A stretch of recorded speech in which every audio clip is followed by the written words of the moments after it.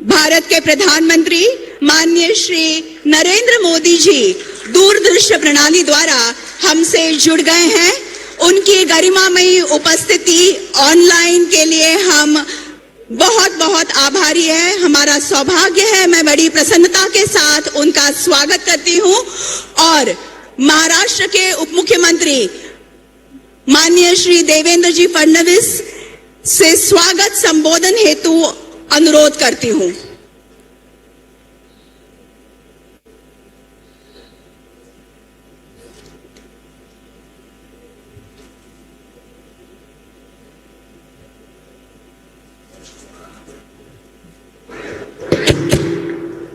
अखिल विश्व के सर्वाधिक लोकप्रिय नेता और हमारे भारत के यशस्वी प्रधानमंत्री आदरणीय श्री नरेंद्र मोदी जी का महाराष्ट्र की ओर से मैं बहुत बहुत स्वागत करता हूं। आज हमारे बीच उपस्थित केंद्रीय मंत्री आदरणीय नितिन गडकरी जी, आदरणीय जगत प्रकाश नड्डा जी, आदरणीय नायडू जी, मुरली मनोहर जी हमारे बीच तकनीकी कारणों से जुड़ नहीं पा रहे हैं।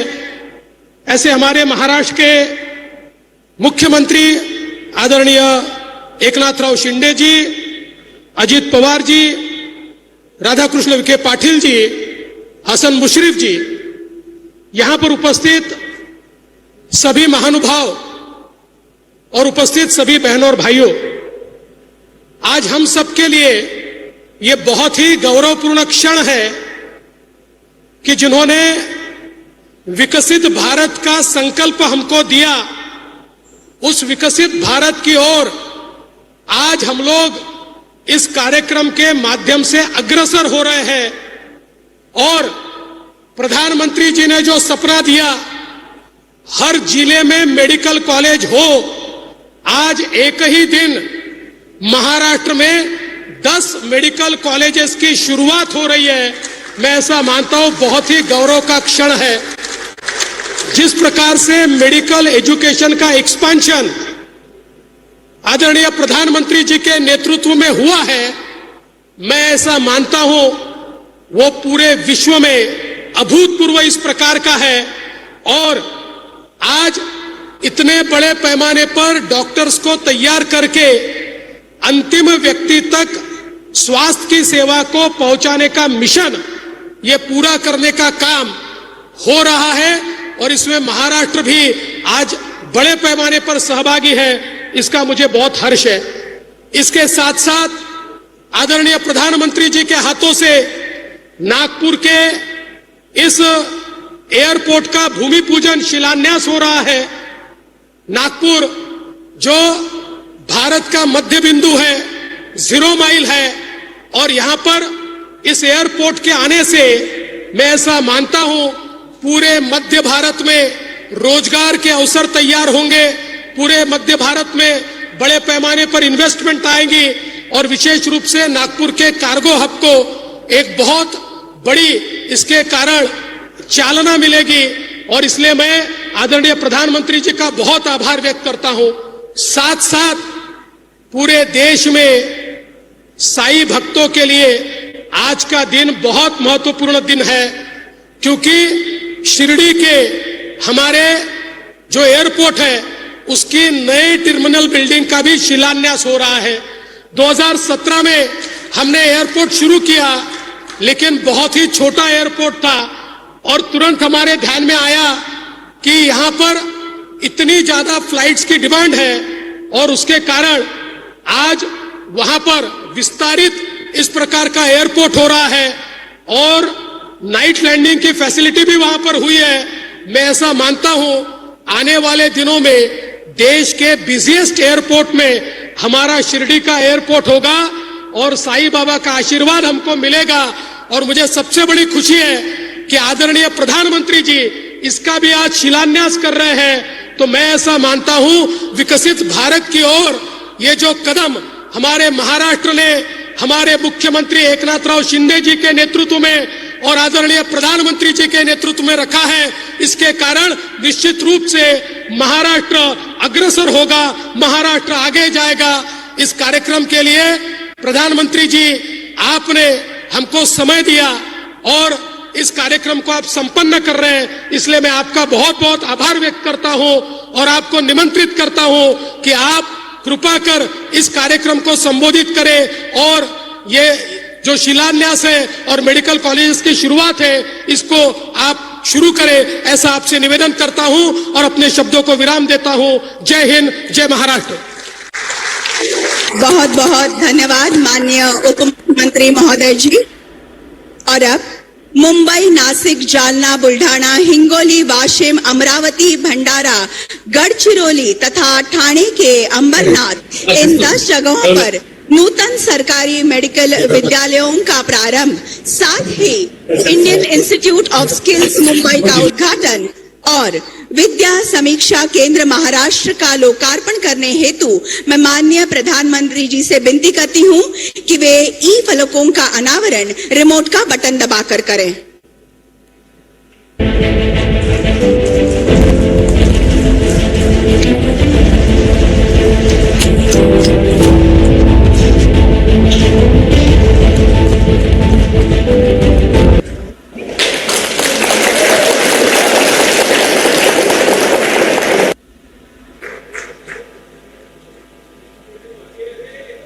और अब प्रस्तुत है इन परियोजनाओं की जानकारी देती हुई एक लघु फिल्म।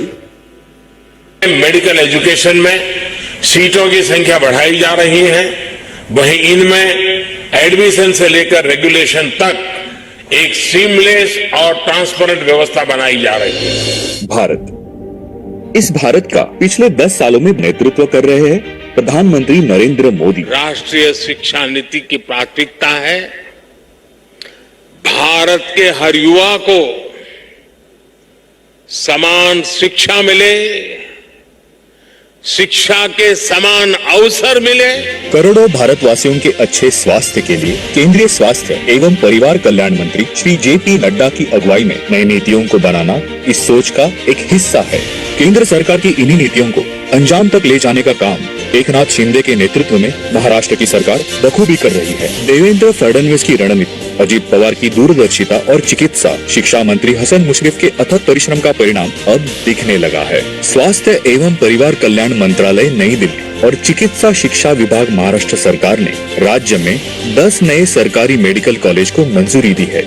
महाराष्ट्र के इतिहास में पहली बार एक शैक्षणिक वर्ष में 10 नए सरकारी मेडिकल कॉलेज को एक साथ मंजूरी देने का ऐतिहासिक निर्णय लिया गया है। नए मेडिकल कॉलेज गढ़चिरौली, भंडारा, बुल्ढाना, वाशिम, मुंबई, अमरावती, जालना, हिंगोली, ठाणे और नासिक में स्थापित किए जाएंगे। एक जिला एक मेडिकल कॉलेज की धारणा के तहत प्रदेश में मेडिकल सुविधाओं का विस्तार किया गया है।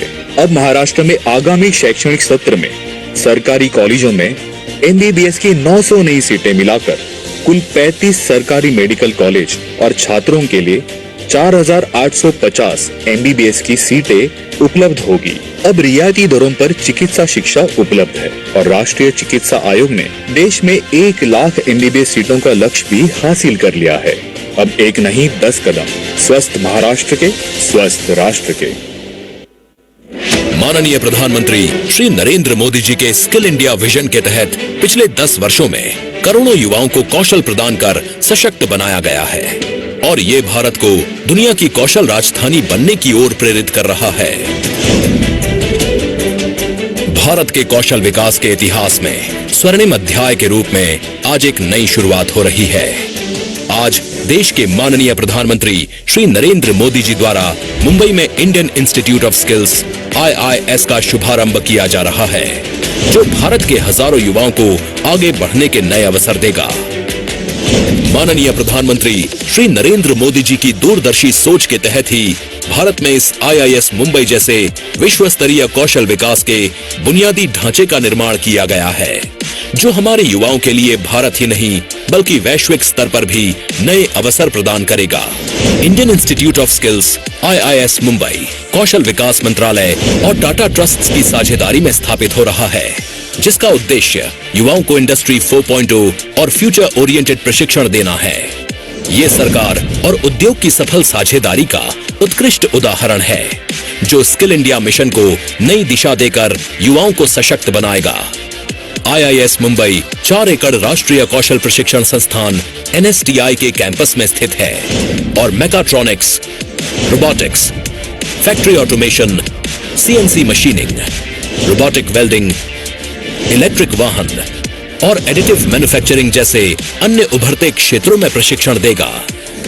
अपने प्रारंभिक चरण में 10 एडवांस लैब्स जो 15 से अधिक ग्लोबल और भारतीय OEMs के साथ साझेदारी में स्थापित की गई हैं, वास्तविक उद्योग उपकरणों का उपयोग करके प्रशिक्षण प्रदान करेंगी। भविष्य में संस्थान में हॉस्टल की सुविधाएं भी विकसित की जाएंगी।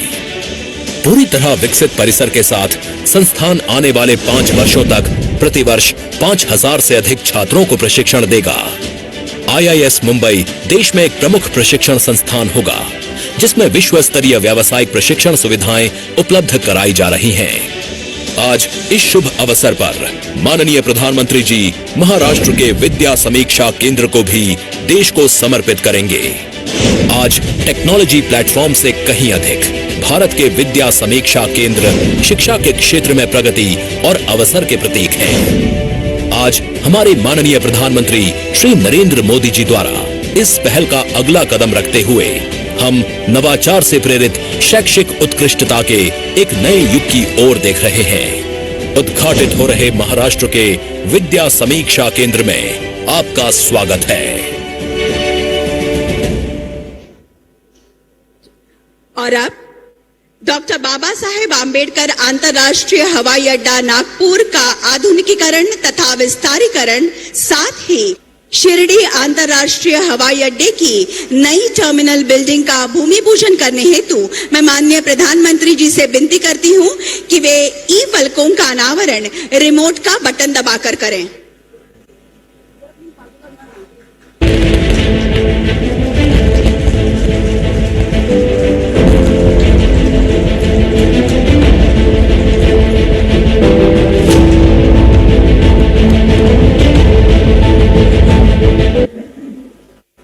और अब इन परियोजनाओं पर आधारित एक लघु फिल्म चलेगी। माननीय नरेंद्र मोदी जी के नेतृत्व में भारत के विमानन उद्योग ने पिछले 10 वर्षों में महत्वपूर्ण वृद्धि का अनुभव किया है।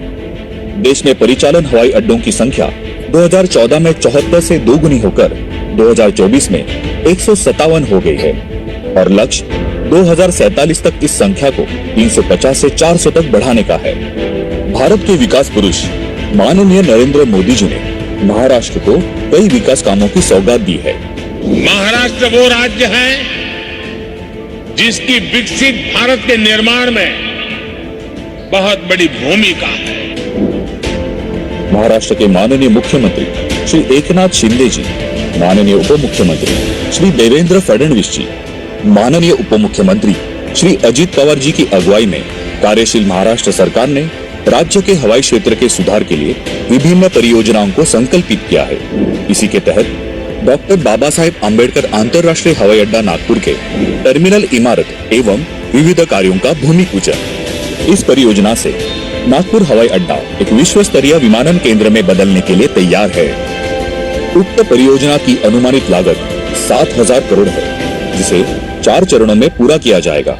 प्रथम चरण के विस्तार में नागपुर हवाई अड्डे की यात्री क्षमता को 4 मिलियन तक बढ़ाया जाएगा। भविष्य में इसे 30 मिलियन यात्रियों की क्षमता तक बढ़ाने की योजना है और कार्गो हैंडलिंग क्षमता को वर्तमान स्तर से 4 गुना बढ़ाकर 20,000 टन तक बढ़ाने की योजना है। इस योजना से नागपुर की अंतर्राष्ट्रीय हवाई सेवा बेहतर होगी, जिससे विदर्भ क्षेत्र के एग्रो उत्पाद का जलद गति से निर्यात हो पाएगा और पर्यटन, व्यापार और रोजगार के नए अवसर पैदा होंगे। शिरडी अंतर्राष्ट्रीय हवाई अड्डा नई एकीकृत टर्मिनल इमारत भूमि पूजन। हवाई मार्ग से शिरडी में आने वाले पर्यटकों की संख्या को देखते हुए शिरडी हवाई अड्डा विकसित करने के लिए MADC द्वारा नए टर्मिनल इमारत विकसन की योजना प्रस्तुत है। कुल 645 करोड़ की लागत से बनने वाली न्यू इंटीग्रेटेड टर्मिनल बिल्डिंग का कुल क्षेत्र 54,000 स्क्वायर मीटर होगा। इस परियोजना से देश विदेश से आने वाले यात्रियों को अंतर्राष्ट्रीय मानक सुविधाओं के साथ सुखद यात्रा का अनुभव मिलेगा। शिरडी में धार्मिक पर्यटन को बढ़ावा मिलेगा और स्थानीय लोगों के रोजगार निर्माण में वृद्धि होगी। इन परियोजनाओं से हवाई क्षेत्र के उत्थान के साथ विकास की ऊंची उड़ान भरने के लिए महाराष्ट्र राज्य तैयार है। बेहद पेशकीमती मूल्य की सौगात आज माननीय प्रधानमंत्री महोदय जी ने हमें दी।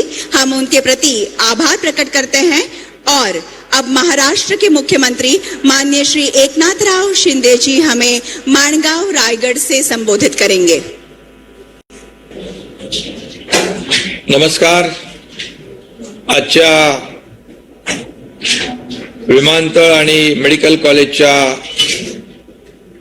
लोकार्पण भूमिपूजन प्रसंगी उपस्थित देशाचे लोकप्रिय आणि यशस्वी और जिनकी लोकप्रियता आसमान को छू रही है, ऐसे हमारे आदरणीय प्रधानमंत्री नरेंद्र मोदी जी का मैं महाराष्ट्र की जनता की ओर से हृदय से स्वागत करता हूं, उनका अभिनंदन करता हूं। आज उपस्थित राज्यपाल सीपी राधाकृष्णन जी है, केंद्रीय मंत्री गडकरी जी है, वाहतूक मंत्री नायडू जी है, हमारे उप मुख्यमंत्री देवेंद्र जी है, अजीत दादा जी है, सभी अन्य हमारे मंत्रीगण, सांसद और विधायक, सभी लोगों को मैं शुभकामनाएं देता हूं। और सबसे पहले हरियाणा में मिली शानदार जीत के लिए मोदी जी का मैं बहुत बहुत अभिनंदन करता हूं। सचमुच जीत हो तो ऐसी हो। एग्जिट पोल के आंकड़े देखकर कांग्रेस के लोग जलेबी बांटने लगे थे, उनके मन में लड्डू फूट रहे थे, लेकिन आखिरकार उनके अहंकार का गुब्बारा हरियाणा की जनता और मोदी जी ने फोड़ दिया। इसलिए मैं फिर एक बार धन्यवाद देता हूं। मोदी जी भारत के मन की बात जानते हैं। मोदी जी भारत के जनमन में समाये हुए हैं। जब भी विकास की बात होती है तो बस मोदी जी की बात होती है और मोदी जी की याद आती है। आज नागपुर में स्थित doctor Baba Saheb Ambedkar international airport और शिरडी एयरपोर्ट के इंटीग्रेटेड टर्मिनल का भूमि पूजन आदरणीय मोदी जी के कर कमलों से हो रहा है। महाराष्ट्र के विभिन्न जिलों में स्थित गवर्नमेंट मेडिकल कॉलेज का भी उद्घाटन हो रहा है। महाराष्ट्र मेडिकल शिक्षा में अव्वल स्टेट बनते जा रहा है। इस उपलब्धि के लिए मैं केंद्र सरकार को, आदरणीय मोदी जी को बहुत बहुत धन्यवाद देता हूं। सबका साथ सबका विश्वास, इसी मंत्र के साथ मोदी जी ने काम शुरू किया। हमारे लिए यह मंत्र एक मार्गदर्शक दीप स्तंभ की तरह है। मोदी जी का साथ, मोदी जी का विश्वास, ये हमारी सफलता का मंत्र है। महाराष्ट्र में विकास का यह पर्व लाने के लिए हमें उन्होंने हमेशा सहयोग दिया है, हमारा मार्गदर्शन किया है। नागपूरच्या महामानव डॉक्टर बाबासाहेब आंबेडकर इंटरनॅशनल एअरपोर्टवर लवकरच 100 विमानांची व्यवस्था होणार आहे आणि दरवर्षी 14 लाख प्रवासी प्रवास करणार आहेत। 9 लाख मेट्रिक टनाची माल वाहतूक शक्य होणार आहे। नागपूर विमानतळाच्या विस्तारामुळे विदर्भ हे आंतरराष्ट्रीय व्यापार, उद्योग आणि तंत्रज्ञानाचं केंद्र होण्यास मदत होणार आहे। त्यातून अधिक परकीय गुंतवणूक भारताकडे येईल, मोठ्या प्रमाणात रोजगार निर्मिती होऊन त्याचा देशाच्या विकासाला हातभार लागेल। साईबाबांच्या पदस्पर्शाने पावन झालेल्या शिर्डीला आंतरराष्ट्रीय स्तरावर महत्व आहे। संपूर्ण देशातून, जगभरातून साई भक्त शिर्डीला येतात। आध्यात्मिक दृष्ट्या एक तीर्थस्थळ म्हणून जग शिर्डीकडे पाहते आणि आपण इथे 650 कोटी खर्च करून एकीकृत टर्मिनल उभारतो आहोत। शिर्डीतलं पर्यटन त्यामुळे वाढेल, रोजगार आणि सेवा संधी वाढेल। 55 कोटी रुपये खर्च करून शिर्डी विमानतळावर कार्गो कॉम्प्लेक्स उभारलं जात आहे। शिर्डी आणि आसपासच्या शेतकऱ्यांना त्यामुळे व्यापाराची संधी उपलब्ध होणार आहे। महाराष्ट्रात आता एमबीबीएसच्या सर्वात जास्त जागा आहेत। देशातील सर्वाधिक मेडिकल कॉलेजेस महाराष्ट्रात आहेत। 2014 पूर्वी देशामध्ये फक्त 387 मेडिकल कॉलेज होती। आता गेल्या 10 वर्षात ती संख्या 706 वर गेलेली है। मेडिकल कॉलेज बढ़ गए हैं और एयरपोर्ट पहले 2014 से पहले 74 थे, उसमें और 75 की बढ़ोतरी होकर अब 150 के पार हमारे एयरपोर्ट गए हैं। केंद्रातील सशक्त सकारात्मक धोरणामुळे शक्य झालेलं आहे। एकाच दिवशी 10 मेडिकल कॉलेजचं उद्घाटन हा एक रिकॉर्ड है और महाराष्ट्र हमेशा रिकॉर्ड करने की आदत महाराष्ट्र को है। आपके मार्गदर्शन में विकास आणि लोककल्याणकारी निर्णयामध्येही महाराष्ट्राचे विक्रम केले।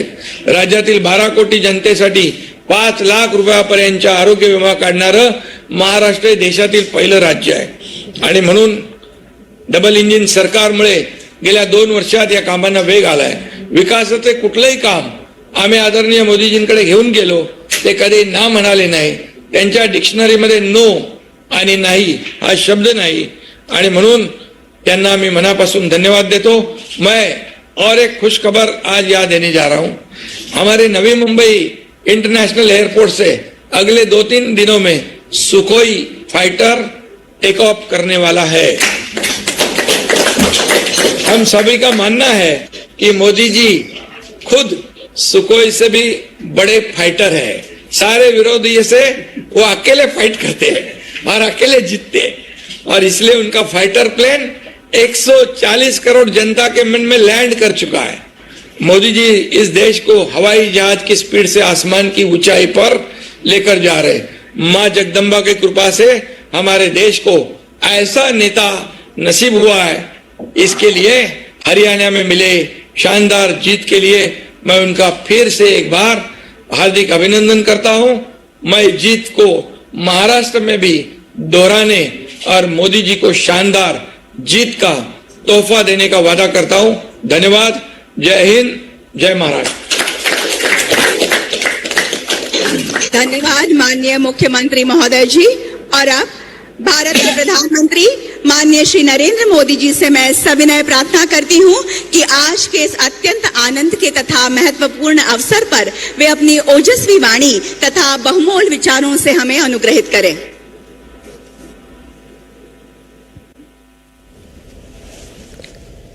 नमस्कार. महाराष्ट्र के गवर्नर सीपी राधाकृष्णन जी, मुख्यमंत्री श्रीमान एकनाथ शिंदे जी, केंद्रीय मंत्रिमंडल के मेरे सहयोगी, महाराष्ट्र के उप मुख्यमंत्री श्री देवेंद्र फडणवीस जी, श्री अजित पवार जी, अन्य सभी वरिष्ठ महानुभाव और महाराष्ट्र के मेरे प्यारे भाइयों और बहनों,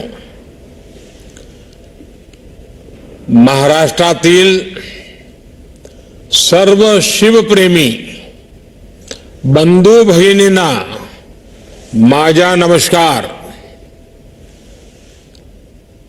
आज महाराष्ट्र को 10 मेडिकल कॉलेज की सौगात मिल रही है. नागपुर एयरपोर्ट के आधुनिकीकरण और विस्तार का काम, शिरडी एयरपोर्ट के लिए एक टर्मिनल बिल्डिंग का निर्माण, आज इंफ्रास्ट्रक्चर से जुड़े इन 2 अहम प्रोजेक्ट्स का शिलान्यास भी हुआ है. मैं इन सभी विकास कार्यों के लिए महाराष्ट्र के लोगों को बहुत बहुत बधाई देता हूं. अभी पिछले हफ्ते ही मैं ठाणे और मुंबई गया था. यहां मेट्रो समेत 30,000 करोड़ के प्रोजेक्ट्स के शुभारंभ का अवसर मुझे मिला. इसके पहले भी अलग अलग जिलों में हजारों करोड़ की विकास परियोजनाएं शुरू हुई हैं. कई शहरों में मेट्रो का विस्तार किया जा रहा है, कहीं एयरपोर्ट को अपग्रेड किया जा रहा है, तो कहीं सड़कों और हाईवे से जुड़े प्रोजेक्ट्स तेज गति से आगे बढ़ रहे हैं. Infrastructure, solar energy, textile park से जुड़ी परियोजनाएं लॉन्च की गई हैं. किसानों, पशुपालकों के हित में नई पहल की गई है. महाराष्ट्र में देश के सबसे बड़े कंटेनर पोर्ट वधावन पोर्ट की नींव रखी गई है. महाराष्ट्र के इतिहास में इतनी तेज गति से इतने बड़े स्केल पर अलग अलग क्षेत्रों में कभी भी विकास नहीं हुआ। हां, यह बात अलग है कि कांग्रेस के राज में इतनी ही तेज गति से, इतने ही स्केल पर अलग अलग क्षेत्रों में भ्रष्टाचार जरूर होता था। भाई और बहनों, कुछ दिन पहले ही हमने मराठी भाषा को अभिजात भाषा का दर्जा दिया। जब एक भाषा को उसका गौरव मिलता है, तब सिर्फ शब्द नहीं बल्कि पूरी पीढ़ी को नए बोल मिलते हैं। करोड़ों मराठी मानुष का दशकों पुराना सपना पूरा हुआ। महाराष्ट्र के लोगों ने जगह जगह इसकी खुशी मनाई। आज महाराष्ट्र के गांव गांव से मुझे खुशी के संदेश भी भेज रहे हैं। महाराष्ट्र के लोग अपने संदेशों में मराठी को अभिजात भाषा का दर्जा देने के लिए मुझे ढेर सारे धन्यवाद दे रहे हैं। लेकिन मैं बताना चाहता हूं, ये काम मैंने नहीं, आप सबके आशीर्वाद ने किया है। महाराष्ट्र के विकास का हर प्रयास छत्रपति शिवाजी महाराज, बाबा साहब आंबेडकर, ज्योतिबा फुले, सावित्रीबाई फुले जैसी विभूतियों के आशीर्वाद से हो रहा है। साथियों, अभी कल ही हरियाणा और जम्मू कश्मीर के चुनाव परिणाम आए हैं। हरियाणा ने बता दिया है देश का मूड क्या है, मिजाज क्या है। 2 बार कार्यकाल पूरा करने के बाद लगातार तीसरी बार चुनकर आना ऐतिहासिक है। कांग्रेस का पूरा इकोसिस्टम, अर्बन नक्सल का पूरा गिरोह जनता को गुमराह करने में जुटा था, लेकिन कांग्रेस की सारी साजिशें ध्वस्त हो गई। उन्होंने दलितों के बीच झूठ फैलाने की कोशिश की, लेकिन दलित समाज ने इनके खतरनाक इरादों को भांप लिया। दलितों को एहसास हो गया कि कांग्रेस उनका आरक्षण छीनकर अपने वोट बैंक को बांटना चाहती है। आज हरियाणा के दलित वर्ग ने बीजेपी को रिकॉर्ड समर्थन दिया है। हरियाणा के ओबीसी बीजेपी के विकास कार्यों को देखकर उसके साथ है। कांग्रेस ने किसानों को भड़काया, लेकिन किसानों को पता है कि उसे फसलों पर एमएसपी किसने दी।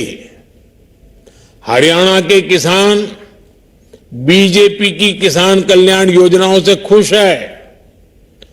कांग्रेस ने युवाओं को टारगेट किया और अलग अलग तरीके से उन्हें भड़काने की कोशिश की, लेकिन हरियाणा के नौजवान, हमारी बहनें, बेटियां अपने उज्जवल भविष्य के लिए भाजपा पर ही भरोसा कर रहे हैं।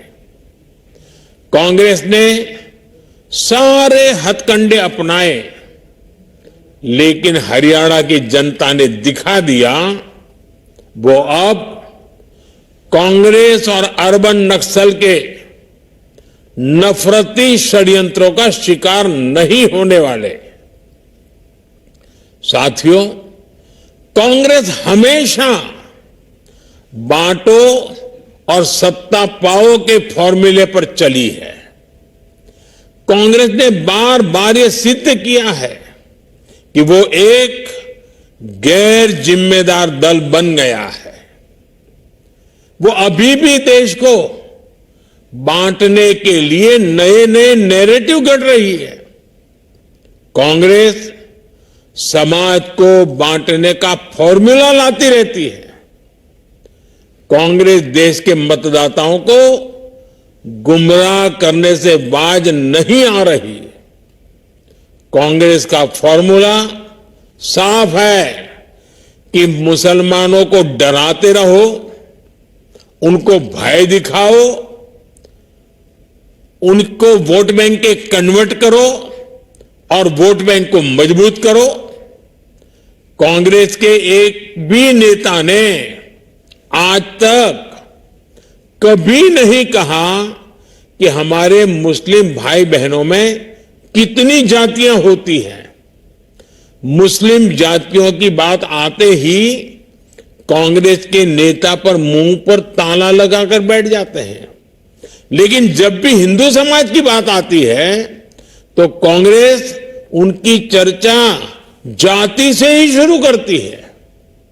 कांग्रेस की नीति है हिंदुओं की एक जाति को दूसरी जाति से लड़ाओ। कांग्रेस जानती है कि जितना हिंदू बटेगा उतना ही उसका फायदा होगा।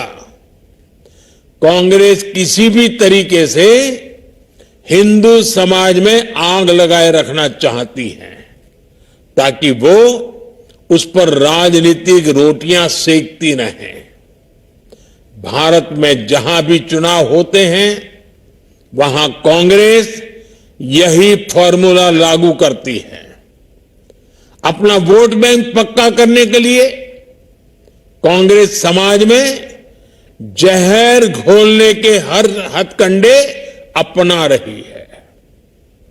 कांग्रेस पूरी तरह से सांप्रदायिक और जातिवाद का चुनाव लड़ती रहती है।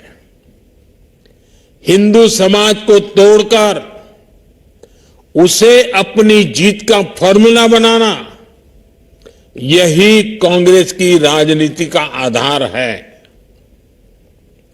कांग्रेस भारत के सर्वजन हिताय, सर्वजन सुखाय की भावना का दमन कर रही है, सनातन परंपरा का दमन कर रही है। जिस कांग्रेस ने इतने वर्षों तक देश पर राज किया, वो सत्ता में वापसी के लिए इतनी बेचैन है कि हर रोज नफरत की राजनीति कर रही है। कांग्रेस की पुरानी पीढ़ी के नेता भी बेबस है, असहाय है कि उनकी इस पार्टी की क्या स्थिति हो गई है। कांग्रेस की ये स्थिति होने वाली है। कांग्रेस नफरत फैलाने की सबसे बड़ी फैक्ट्री बनने वाली है। ये गांधी जी ने आजादी के बाद ही समझ लिया था। इसलिए ही गांधी जी ने कहा था कि कांग्रेस को खत्म कर देना चाहिए। कांग्रेस खुद खत्म नहीं हुई, लेकिन आज देश को खत्म करने पर तुली हुई है। इसलिए हमें सावधान रहना है, सतर्क रहना है। साथियों, मेरा पक्का विश्वास है समाज को तोड़ने की आज जो कोशिश हो रही है, ऐसी हर साजिश को महाराष्ट्र के लोग नाकाम करके रहेंगे। महाराष्ट्र के लोगों को देश के विकास को सर्वोपरि रखते हुए एकजुट होकर बीजेपी महायुति के लिए वोट करना है। हरियाणा तर भाजपा जिंकली, आता महाराष्ट्रात यापेक्षा मोठा विजय मिलवायचा है। साथियों, पिछले 10 वर्ष में हमने देश के विकास के लिए आधुनिक इंफ्रा बनाने का एक महायज्ञ शुरू किया है। आज हम सिर्फ बिल्डिंग नहीं बना रहे हैं, हम एक स्वस्थ और समृद्ध महाराष्ट्र की नींव रख रहे हैं। एक साथ 10 नए सरकारी मेडिकल कॉलेजों की शुरुआत, ये केवल 10 नए संस्थानों को तैयार करना नहीं है, ये लाखों लोगों के जीवन को बेहतर बनाने का महायज्ञ है। ठाणे, अंबरनाथ, मुंबई, नासिक, झालना, बुल्ढाना, हिंगोली, वाशिम, अमरावती, भंडारा और गढ़चिरौली, ये मेडिकल कॉलेज इन सभी जिलों में और आसपास के क्षेत्रों में लाखों परिवारों की सेवा का केंद्र बनेंगे। इनके चलते महाराष्ट्र में 900 मेडिकल सीटें बढ़ रही है। अब महाराष्ट्र में मेडिकल सीटों की संख्या लगभग 6000 हो जाएगी। इस बार लाल किले से देश ने संकल्प लिया है कि मिडिल क्लास में मेडिकल लाइन में 75,000 नई सीटें जोड़ी जाएगी। आज का ये आयोजन इसी दिशा में भी बड़ा कदम है। साथियों, हमने मेडिकल शिक्षा को सुलभ बनाया है। इससे महाराष्ट्र के युवाओं के लिए नए अवसरों के दरवाजे खुल गए हैं। हमारे गरीब और मध्यम वर्ग के ज्यादा से ज्यादा बच्चे डॉक्टर बने, उनका सपना पूरा हो, ये हमारी सरकार की प्राथमिकता है। एक समय में इस तरह की पढ़ाई के लिए मातृभाषा में किताबें ना होना भी बड़ी चुनौती थी। हमने महाराष्ट्र के युवाओं के हितों को ध्यान में रखते हुए ये भेदभाव भी खत्म किया है। अब महाराष्ट्र के युवा मराठी भाषा में मेडिकल की पढ़ाई कर पाएंगे। मराठी भाषा में पढ़कर वो डॉक्टर बनने का सपना पूरा करेंगे। साथियों, जीवन को आसान बनाने का हमारा प्रयास गरीबी के खिलाफ लड़ाई का बहुत बड़ा माध्यम है। कांग्रेस जैसी पार्टियों ने तो गरीबी को अपनी राजनीति का ईंधन बना रखा था, इसलिए वो गरीब को गरीब बनाए रखती थी। लेकिन हमारी सरकार ने एक दशक के भीतर भीतर 25 करोड़ लोगों को गरीबी से निकाला है और देश में स्वास्थ्य सेवाओं का कायाकल्प इसका एक बड़ा आधार बना है। आज हर गरीब के पास मुफ्त इलाज के लिए आयुष्मान कार्ड है। अब सभी देशवासियों में जो भी 70 के ऊपर के हैं, अब 70 साल की उम्र के बुजुर्गों को भी मुफ्त इलाज मिल रहा है। जन औषधि केंद्रों पर बेहद कम कीमत पर जरूरी दवाइयां मिल रही है। हार्ट मरीजों के लिए स्टेंट 80-85% तक सस्ते किए गए हैं। हमने कैंसर के इलाज के लिए जरूरी दवाइयों के लिए उसके दाम भी कम किए हैं। सरकारी मेडिकल कॉलेजों और अस्पतालों की संख्या बढ़ने से भी इलाज सस्ता हुआ है। आज गरीब से गरीब देशवासी को मोदी सरकार ने सामाजिक सुरक्षा का मजबूत कवच दिया है। साथियों, दुनिया किसी देश में तभी विश्वास करती है जब वहां का युवा आत्मविश्वास से भरा होता है। आज युवा भारत का आत्मविश्वास भारत के उज्जवल भविष्य की नई कहानी है। दुनिया के बड़े बड़े देश आज भारत को मानव संसाधन के बड़े केंद्र के रूप में देख रहे हैं। हमारे युवाओं के पास पूरी दुनिया में शिक्षा, स्वास्थ्य से लेकर सॉफ्टवेयर तक हर क्षेत्र में अपार अवसर है। इसलिए हम अपने युवाओं को ग्लोबल स्टैंडर्ड के मुताबिक स्किल्ड बना रहे हैं। आज हम महाराष्ट्र में विद्या समीक्षा केंद्र जैसे प्रकल्प भी शुरू कर रहे हैं। आज हमने मुंबई में इंडियन इंस्टीट्यूट ऑफ स्किल्स का शुभारंभ भी किया है। इसमें युवाओं को फ्यूचर ओरिएंटेड ट्रेनिंग मिलेगी। उनके टैलेंट को बाजार की डिमांड के मुताबिक आगे बढ़ाया जाएगा। हमारी सरकार ने युवाओं को पेड इंटर्नशिप देने की शुरुआत भी की है।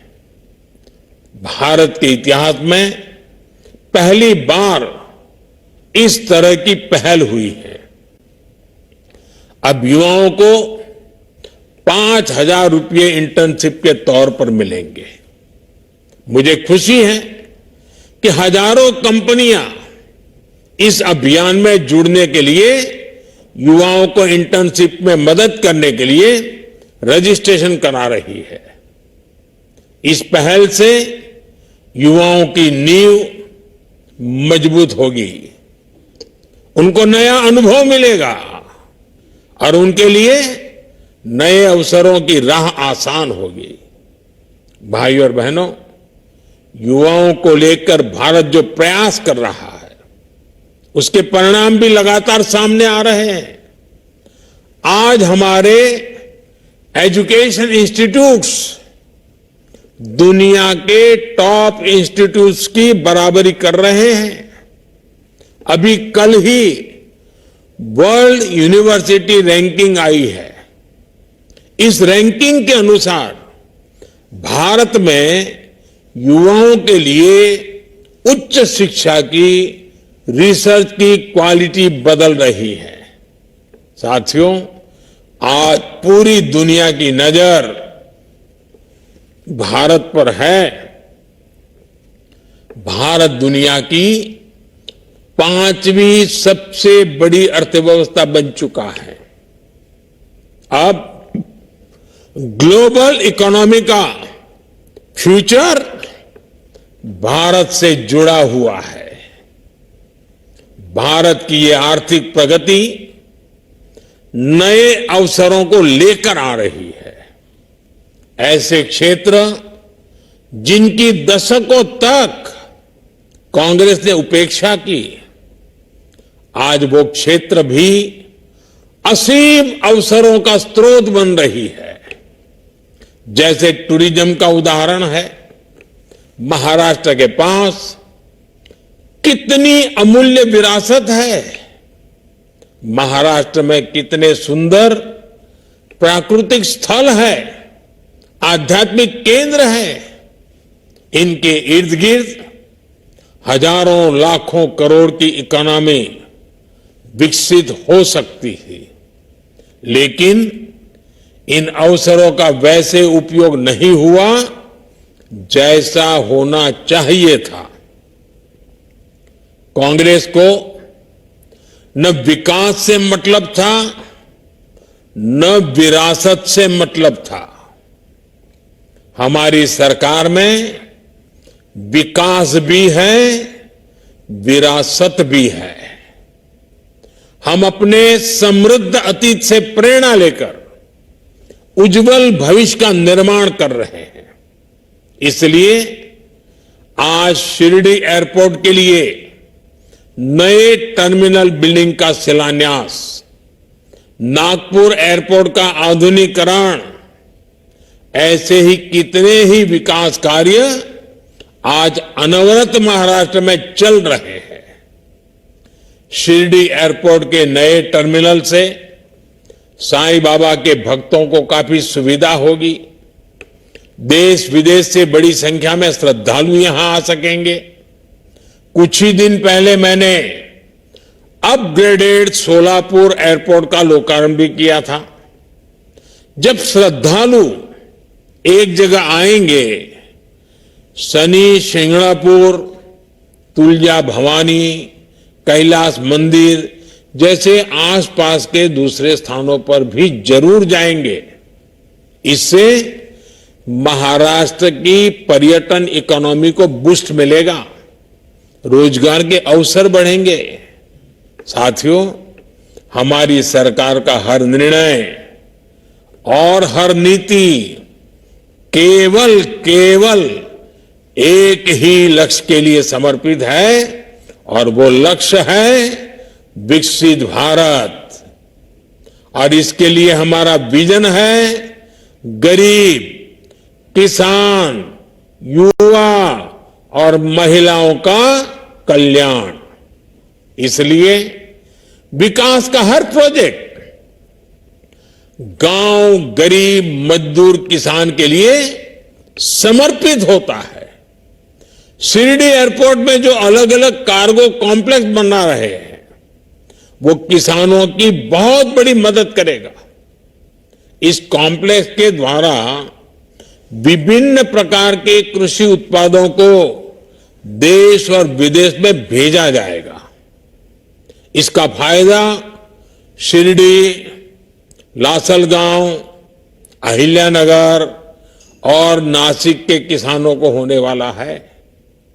ये किसान प्याज, अंगूर, सहजन, अमरूद और अनार जैसे उत्पादों को बड़े बाजार तक आसानी से पहुंचा सकेंगे।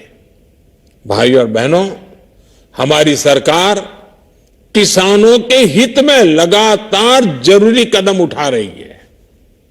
हमने बासमती चावल पर न्यूनतम निर्यात मूल्य को खत्म कर दिया है। गैर बासमती चावल के निर्यात पर प्रतिबंध भी हटा दिया गया है।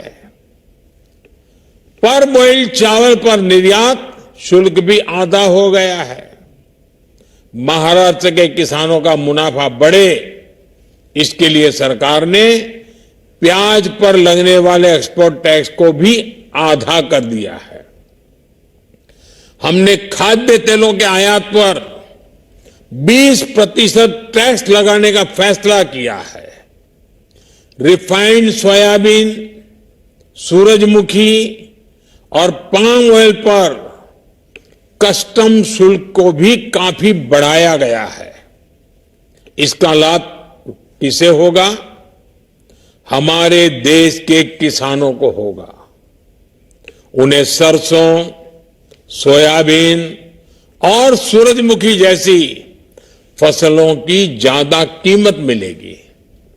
आज सरकार टेक्सटाइल इंडस्ट्री को जिस तरह सपोर्ट कर रही है, उससे महाराष्ट्र के कपास किसानों को भी बहुत फायदा होगा।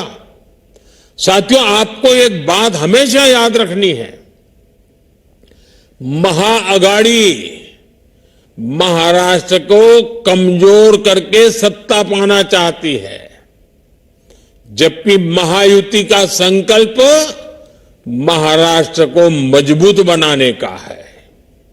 मुझे खुशी है कि आज महाराष्ट्र एक बार फिर देश की प्रगति को नेतृत्व देने के लिए आगे बढ़ रहा है।